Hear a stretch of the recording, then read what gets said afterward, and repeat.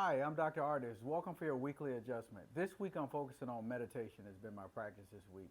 And intentionally and just focus on meditation just to get my body back in balance.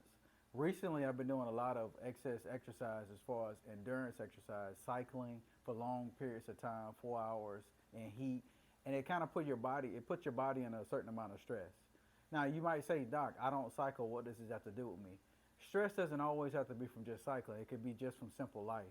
And one of the things that I can measure stress by is how your body responds and how your body happens. So a lot of times you might notice that you might have more brain fog, your digestion might be off, your sleep patterns might be off. One of the ways that we do it in science, and one of the ways that I prefer to do it, is by heart rate variability. Heart rate variability measures the amount of time of when your heart rests in between the beats.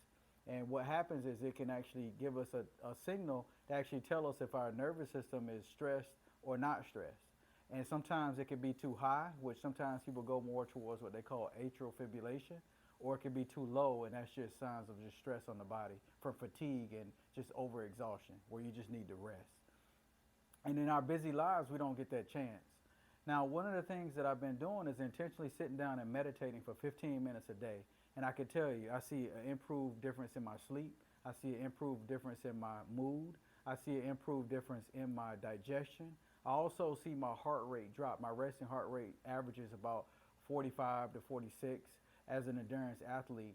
And you can actually see the benefits that happen. Now, you take an average person that's under a chronic amount of stress and you incorporate meditation in their life, you're going to be a lot more present. You're going to be a lot more emotionally balanced. So there's so many benefits to it, right?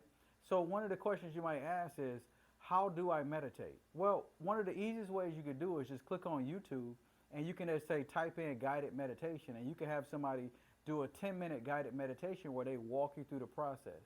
Now, this is not, some people have the question, well, this is not biblical, I'm not praying and all these different things. This is just you sitting still and listening to your breath and your body. A lot of times in life, we're so busy that we're running from the silence. Some of the worst things that some people have had experience is they have to sit down and deal with their mess. And a lot of times when you meditate, you can just process different thoughts. And that's where that mental clarity comes from.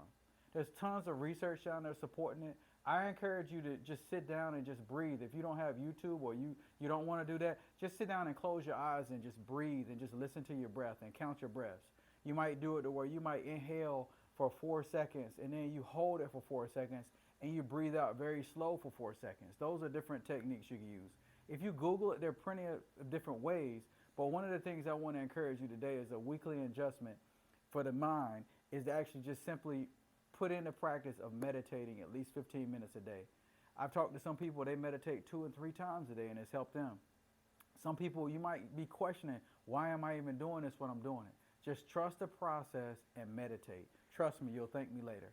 Then, this is your adjustment with Dr. Artist for the week. Thank you.